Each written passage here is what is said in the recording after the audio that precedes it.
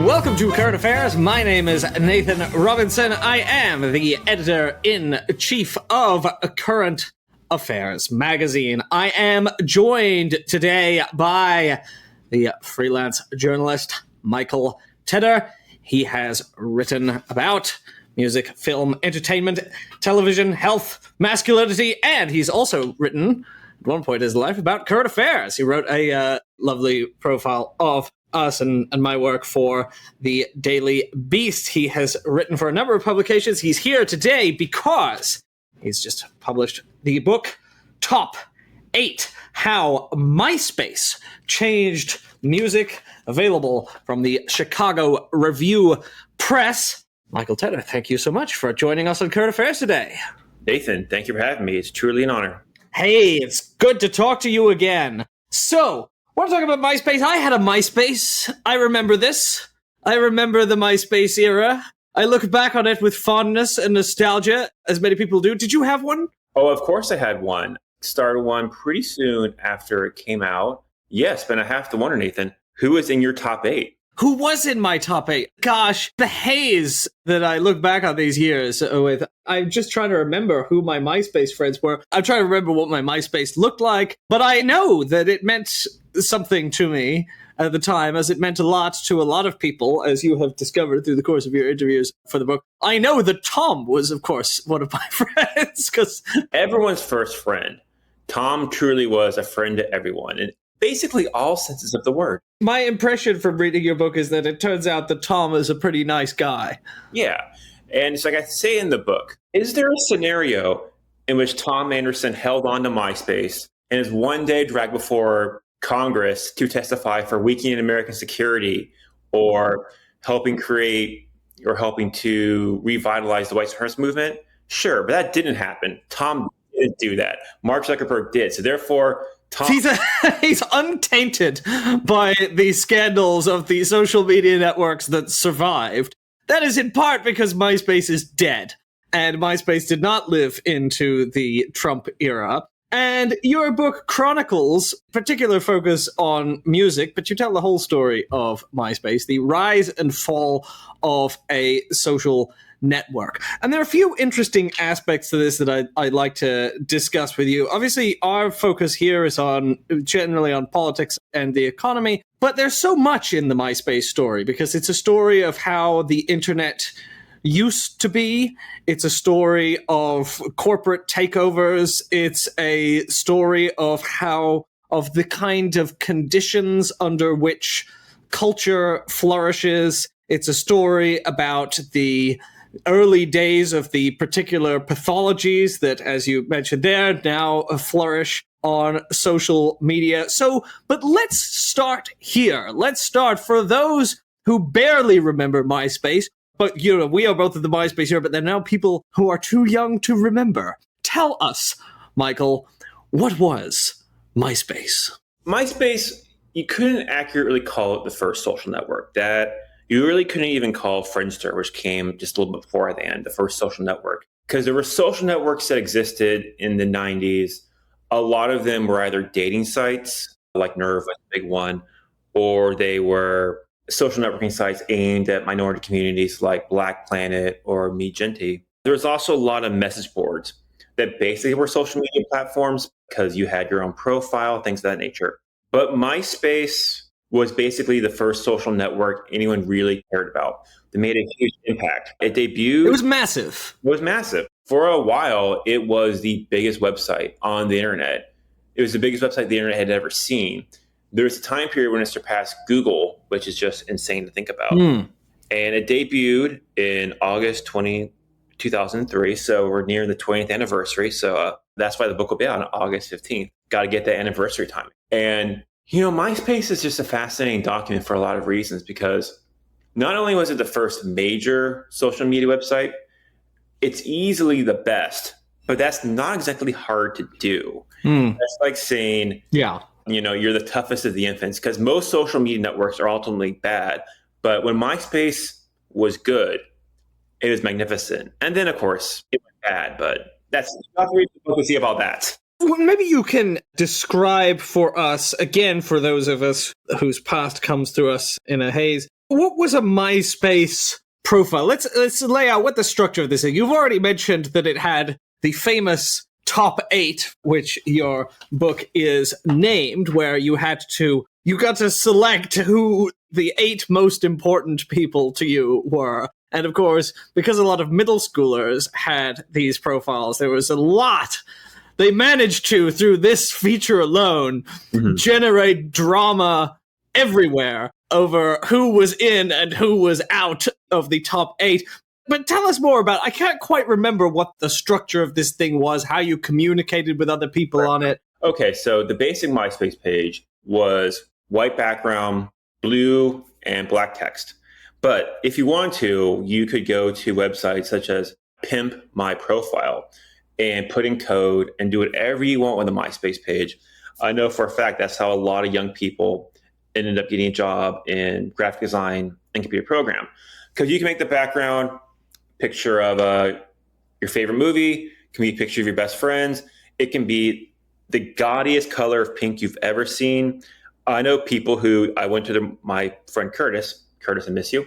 If I went to his MySpace page, he had 10 different music videos. They all played at the same time. And it basically sounded like avant-garde music concrete, just unlistenable. Yeah. Delightfully gaudy. You had the top 8, and your first friend was always Tom Anderson. You kicked Tom out, although if you did that, you were rude.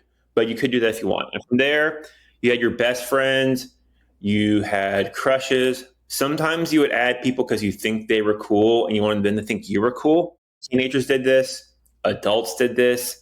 Musicians did this to other musicians they admired. Everyone did this. Again, you could add your crush if you wanted. You could follow your favorite band, but you could also put silly things in the top 8, such as your favorite neighborhood club or bar or restaurant, very often at the top 8. So you could follow whatever your favorite. When I lived in Orlando at the time, my favorite bar is called the Barbecue Bar. So I had them in my top 8. And from there, you could do posts. It was kind of like LiveJournal, but different. And it was a longer version of Twitter, but it was less annoying because it wasn't constant. You could post about your day. You could go to your friend's wall, like, hey, how are you? Or, hey, you look cool. Or very often it was like, oh, hey, if you like this band, you might like my band. If you liked a lot of bands, you got those messages every day from fledgling artists. And you know what? Good for them. You got to hustle. Yes. So could you chat with people on this thing? Was it a chat feature, or did you just post on each other's? You can message people. We didn't call it direct messaging back then, but yeah, you can message people. Mm-hmm. I do remember my dominant impression of this in retrospect is that it was chaos. Is that I do remember these gaudy pages. I do remember the text often being totally unreadable because people's text would be against one of these photos, and I remember colors and noise, and you say people got started as graphic designers. I don't associate it with what I would call elegant graphic design. But there's a lot in the kind of early internet, phase 1 of the internet, like GeoCities pages, where there was that mixture of like ugliness and chaos that was eventually purged from the internet, right? Facebook doesn't have this kind of customization. But then when you look back on it, you realize that it allowed people's individuality to really flourish in the design. Yeah, that's the thing. Like, very often, even at the time, I would say, God, that's an ugly page. Or why is this an image of Marilyn Monroe, but looking like a vampire, I remember a friend of mine had that. But you look back on it, and things that are very often gaudy in the time period, you can develop a weird nostalgia for them later.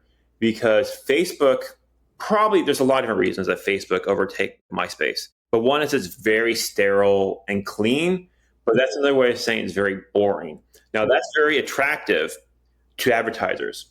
MySpace had a huge problem getting advertisers because, well, frankly, a lot of people post, let us say, lascivious pictures of themselves, which you have a right to do in this country, but that can kind of scare away advertisers. Very often, as time went on and MySpace's infrastructure started to buckle, the web pages would become hard to load because they're filled with so many bugs and so much coding. But you think about it a different way. This is like how many teenagers were expressing themselves at the time. They're trying to explore their creativity, graphic design, computer programming. They're tweaking their MySpace page, sometimes several times a week. And in a way, it's kind of charming to look back on. It's how so many kids were like expressing their identity, exploring the creative passions. Whereas Facebook is so sterile, you can't do anything to your layout. It's just like plop, here you go. Yeah, it's true. It is remarkable when you look at those two things, what we've lost and the way in which you say MySpace was clearly the best of the social networks, although as you mentioned, that's not hard to be. But I take it that one reason for that is that MySpace allowed individuality and culture. Your book is about music. You really facilitated the flourishing of culture. Yeah, because MySpace made it so easy. And I talk about music a lot, but I should clarify, you could do this with comedians. Plenty of stand-up comedians found a huge following on MySpace. Patton Oswalt and Zach Galifianakis before he's in Hangover, two big examples. There's another example, but we don't need to say that person's name because he's not very well liked on the internet. But you could, for bands, independent filmmakers, use it to find an early following. But let's say you are 15 years old. You think you're the only person in your high school that likes quote unquote emo or indie rock. Your favorite band is Weezer. You go searching for other Weezer fans. Maybe you find that one kid in your class that you didn't know was there, and now you may have found a friend. But you discover, hey, this person likes Death Cab for Cutie. I don't know what that is. You go on their page, this is a song. You listen to some songs. You're like, oh, that's cool. Then you say, oh, well, this band likes this other band called Stars. I'll check them out. And then you can easily spend an afternoon down the rabbit hole. I did that a lot. Like I was a little bit on the older side when MySpace came out, but I thought my tastes were established, but I kept discovering new artists after new artists after new artists. That's how everyone did. It was a website fueled by like creative passion. Whereas I feel I can say with near definitive proof, not even one musician has broken off of Facebook. It just wouldn't happen. That wouldn't even make any sense. Yeah, I mean, the story that you tell is one I really didn't know. I mean, this type of music that got popular on MySpace is not, I have to confess, the type of music that I listen to. But it's incredibly impressive how a social network, constructed the right way, was able to create whole new music scenes that didn't exist before, bring people together, forge careers that wouldn't have existed without it. I mean, it is a remarkable ecosystem, the rise and fall of which you document. Yeah, I do have to say, the book kind of ends up focused on the behind the scenes, what happened to MySpace, the company, and how it got bought and ruined. And for lack of a better term, the punk emo scene that was big on MySpace, just because that was kind of thing that was most well known for on MySpace and sort of thing that lingers in people's imagination decades on. It should be very clear that every type of genre is popular on MySpace. Like lots of rappers blew up from MySpace, plenty of pop stars. Katy Perry was on MySpace before, like she blew up. Heavy metal, country, you name it, folk rock, it was adult contemporary, whatever your jam is, it was all on MySpace. But it was so inwardly connected with like punk and emo because those are genres that really speak to like inflamed teenage and young adult feelings. And MySpace was just primed for young adult oversharing. So the platform and the music just kind of found each other and they intertwined and they both blew up larger than either any website ever had been. And they reached new heights for like pop, punk, and emo that the genre never seen before. I am someone who believes that it is good for the world when music flourishes and bad when it doesn't, even regardless of what I think of the particular music. I just saw last night, again, Nietzsche's quote, "Without music, life would be a mistake." And I think that's so true. Mm-hmm. I think that I doubt, maybe you have evidence to the contrary, I doubt Mark Zuckerberg genuinely enjoys music. He just doesn't seem like he has a soul. Donald Trump, I don't think, enjoys or listens to music for pleasure. And I think that when you have people who don't or can't appreciate the music, they don't do things that help it flourish. But I want to ask you, though, is you've examined the history of MySpace causing the flourishing of music. Why did that happen? If we want a social network that enables music to thrive, Is it something about, well, it was just the early 2000s, whatever social network arose, this was going to happen? Or was there something about the way this thing was built that facilitated this development? Right. That's a great question. There's a lot going on there. What people might have to remember about the early 2000s and late 90s was it was a time of a lot of consolidation. To give you the shorthand, in 1996, the Clinton administration signed something called the Telecommunications Bill. That basically allowed what we now think of, what is now called iHeartMedia, back then was called Clear Channel, began gobbling up as many radio stations around the country as it could. And when they would ever buy a radio station, very often the local programmer who knew what his audience liked, who had their ear to the ground for new artists, maybe local artists, they got the boot. And it was all programmed from the top down. And as time went on, radio playlists kept shrinking and shrinking and shrinking. I made a comment that in the summer 2000, the only 3 songs being played on the radio were Creed's With Arms Wide Open, Britney Spears' Oops, I Did It Again, and Papa Roach, Last Resort. I'm not even knocking those 3. And that's more was played than that. But my point is, there was less and less music available. There was less opportunity for music discovery for the public. And MTV followed the same course. They kept playing more reality TV shows and things of that nature rather than playing music videos because it was more profitable for them because they knew that, like, if we play music videos for 2 hours, we get this many viewers. And if we play the real world, we get more viewers. So we'll just do that. So along comes Napster. That's the big game changer because all of a sudden people who have been starved for choice are starting to look for more, are having their horizons expanded.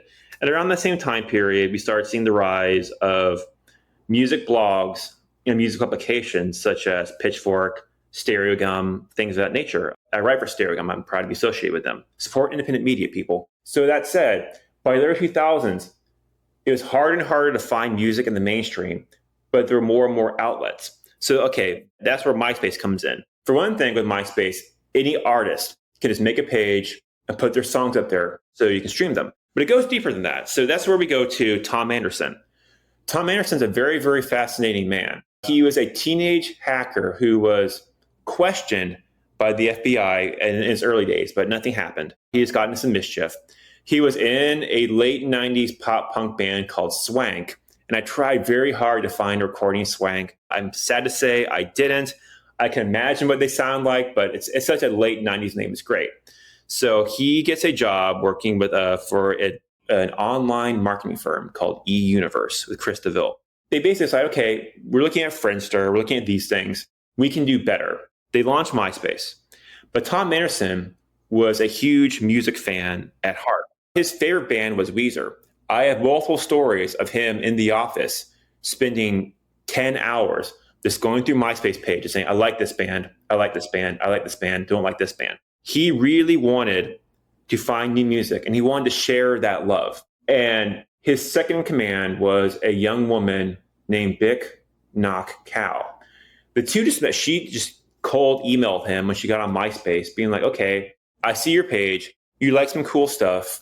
You like Weezer. You like Superdrag. You like things like that. We became friends, started seeing shows together, just going around, hanging out. He hired her to basically run MySpace Music. It was very important to him that they be a platform for music because he knew that would be the main driver because traditionally music is the heartblood of young adult culture. Like, people like movies and TV shows, but music's really what people like it.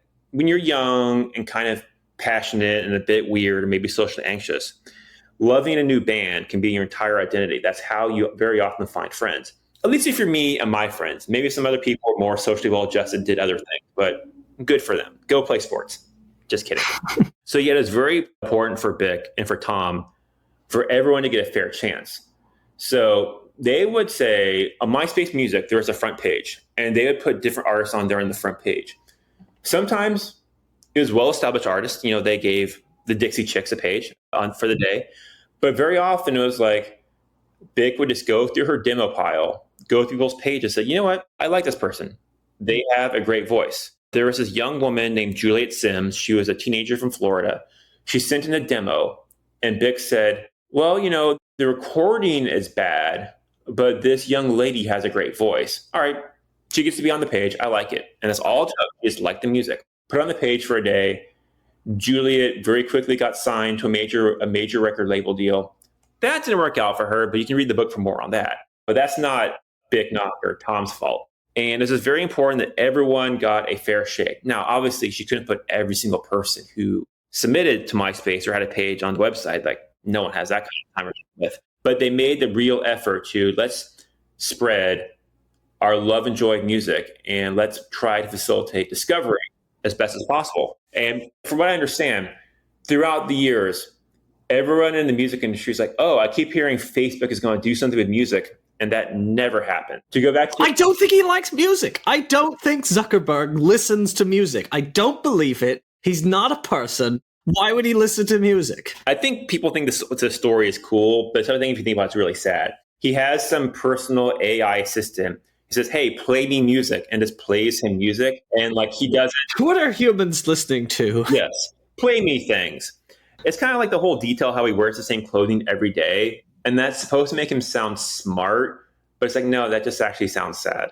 Yeah, I do feel like he is a person without an interest in culture. And I think that when you're not interested in culture, you build the kind of platform that doesn't cause it to flourish. I mean, I'm very interested in these days of Elon Musk owning and ruining Twitter. I mean, to the extent that something that was terrible can be further ruined. I'm interested in this question of how ownership of platforms, who makes the decision, who designs the thing, and how the structure that you build for human connections affects what goes on in it. It's all a big social experiment. I mean, can you turn people on to music through designing something a certain way and turn them off of it if you don't design it a certain way? Can you build entire cultural scenes and destroy them just through like who gets to make the decision? And of course, as a lefty and socialist, like to the extent that it is proven and we see examples of how,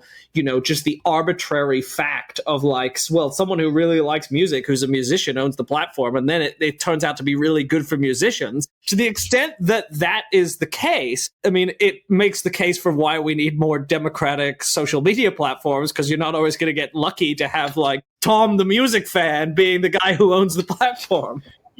This goes back to, I believe, an article that was in Current Affairs several years ago. I don't remember when, but I think you mentioned, and I'm paraphrasing, so I apologize if I get anything wrong, that one of the best current modern day examples of socialism in use and thriving is Wikipedia.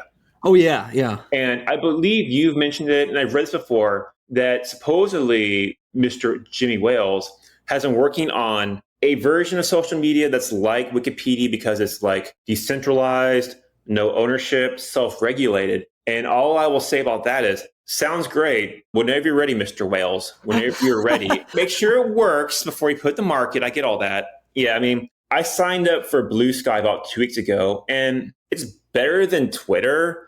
And if you work in the media, you just need this stuff to like get your work out there. It's wonderful. I love it. I love being shackled with stuff. But like, I'm not getting emotionally attached to Blue Sky. It's like, this might be better than Twitter because of what Twitter is right now, but this will probably go to crap at some point. But yeah, going back to your original question, one of the main tragedies of MySpace that friends of Tom pointed out is it would have been really nice if when he and Chris DeVille had the idea for MySpace, if they had just quit their jobs, got some funding, and started MySpace themselves. Now, the funding might have been tricky anyways, but let's put that aside.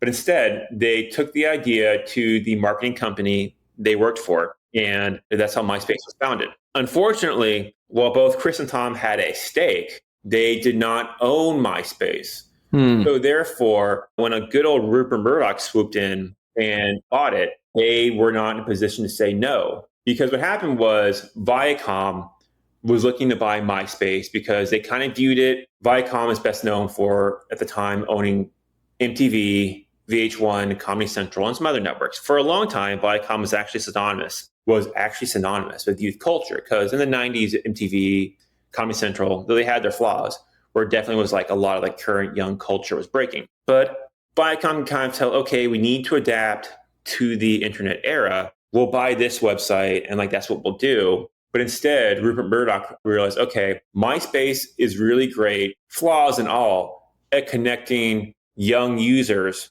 to advertisers. And for lots of reasons, it's always hard for advertisers to reach young people. So that's why they swooped in and bought MySpace. But because Tom didn't own the website, he couldn't say, no, no, no, no, no. And people have said Tom was like a progressive guy. You know, he didn't like Bush and all that stuff. But he's definitely one of those guys that like were all about what they loved. And if you talk to them about their politics, like, yeah, I mean, of course I believe in gay marriage and all that stuff. I didn't really pay attention. And, you know, I have friends like that. I'm not going to be mean. We all have our things. But he didn't know what Rupert Murdoch's whole deal was. To be fair, in the year 2005, I'll say, yeah, I knew what Rupert Murdoch and Fox News' whole deal was. But I was like a big fan of Michael Moore and The Daily Show and all that stuff. Sure. Those might be data references, but it was the early 2000s. It's what we had. But Tom just wasn't. So Bick, who I detail in the book, was furious. Like, Rupert Murdoch fucking bought MySpace. So she went home, grabbed a DVD of this documentary called Outfoxed. I was going to say that, Outfoxed. Everyone watched this and then when it came out. Yeah. Yeah.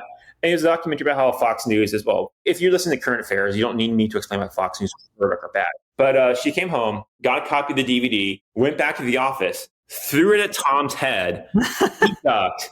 She's like, you watched that. Later, he was like, okay, I didn't know that. Is it possible that if you put up enough of a stink and said, hey, no, like, you don't sell to Fox. Just ask Viacom for another number. Some corporation that's not great, but is not Fox News, like lesser of two evils here. Or, hey, how about we just like get funding and do it on our own so we don't have to do it? But no, that's not what happened. All in all, that's the thing about the ownership changing is people say, no, it was fine for the year or two. It was okay. Mm-hmm. Sometimes these companies, they don't muck things up all at once. And sometimes they do, like David Zaslav at HBO, but we'll talk about that some other time.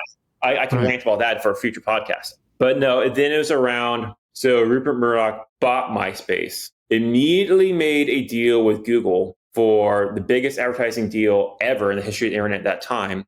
And over time, the website became flooded with advertising, just a grotesque amount of advertising. At one point, they were easily, records have shown, the most advertised website, or the website with the most advertising in the history of the internet. But because MySpace had a lot of technical problems in the back end due to like the software the coders were using, et cetera, the website started to buckle, and that's eventually when MySpace imploded on itself. So it became pretty unusable, I seem to remember. Well, but it seems as if, obviously it's a terrible idea to sell your company to Rupert Murdoch if you care at all about the integrity of your product. But the reason that Murdoch's ownership was ultimately destructive to MySpace is not because he's right-wing, but because he's just a predatory capitalist who wants to make as much money out of his properties as possible and is totally shameless about doing whatever it takes to make as much out of his money, often in self-destructive ways, because obviously you don't make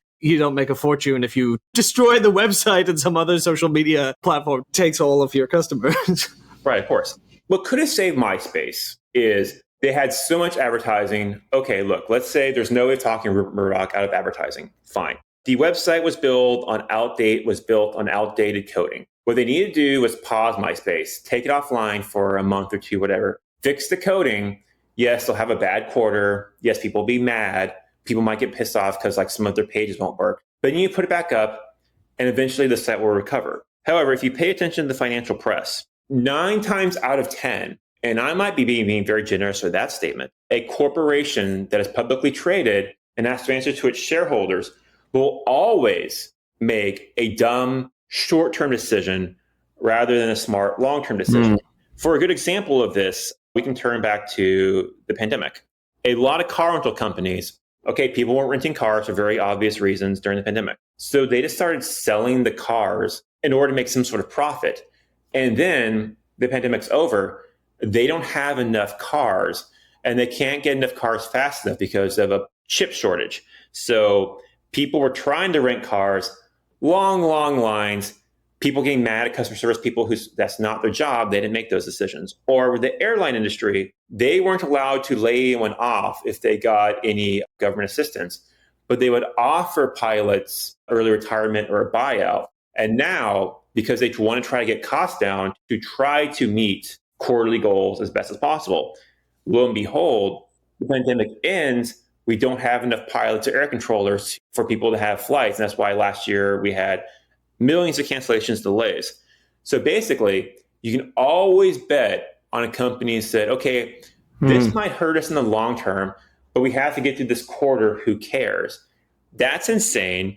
That's clearly insane, but that's capitalism, baby.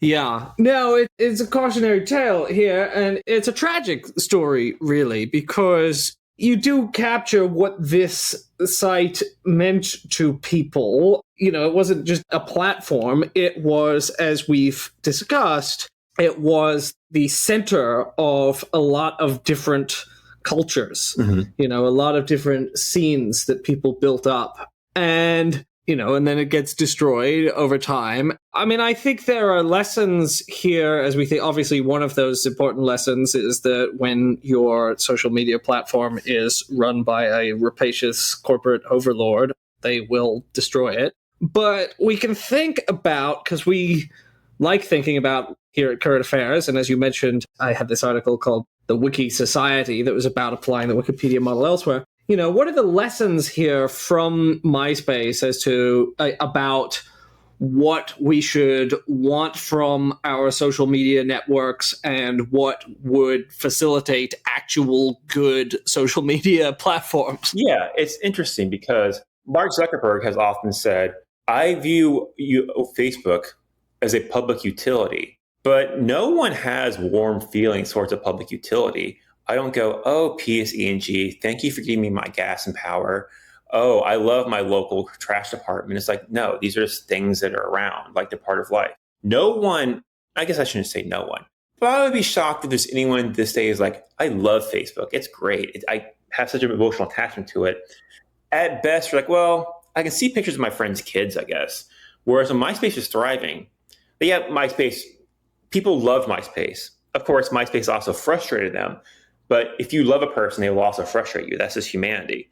But MySpace, at least when it's at its height, I should say, had a beating heart to it. It felt like Tom Anderson, and it felt like his joy and his passion for music discovery.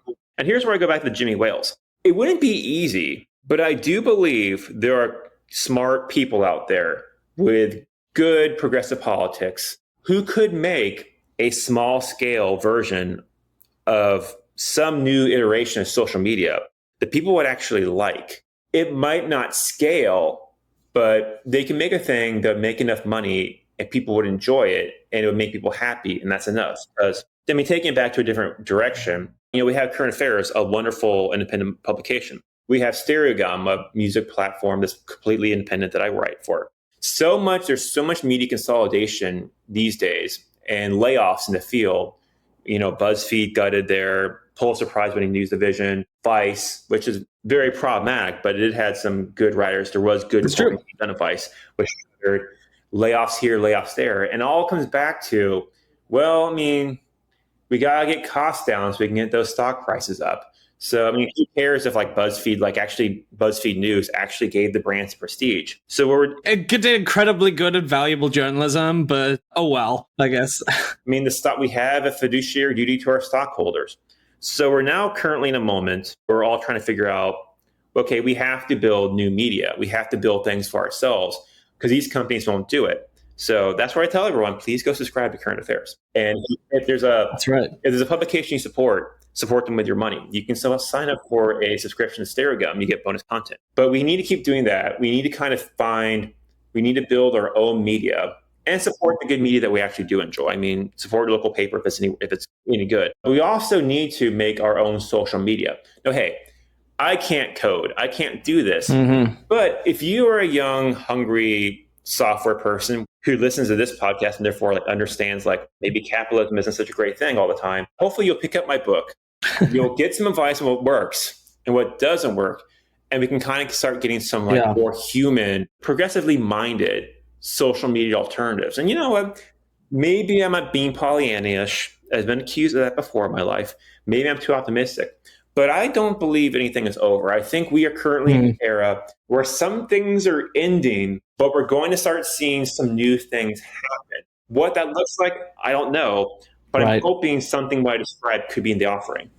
Well, certainly as we think about what those alternatives might be and how we can build them, it is worth revisiting the story of the triumphs and failures of MySpace. So, what people need to do is they need to pick up the book. Top 8, How MySpace Changed Music by Michael Tedder, available from the Chicago Review Press. Michael, thank you so much for joining us on Current Affairs today. You're very welcome. It's been a pleasure. The book is available August 15th. And if you are in the New York area, I'll be doing an event with Rob Sheffield on August 15th, day of release at Word Bookstore, and August 17th at The Strand with Jeff Rickley of the band Thursday. Please come out and say hi if you want. And Nathan, this has been a true treat. Thank you so much. Yeah, thank you.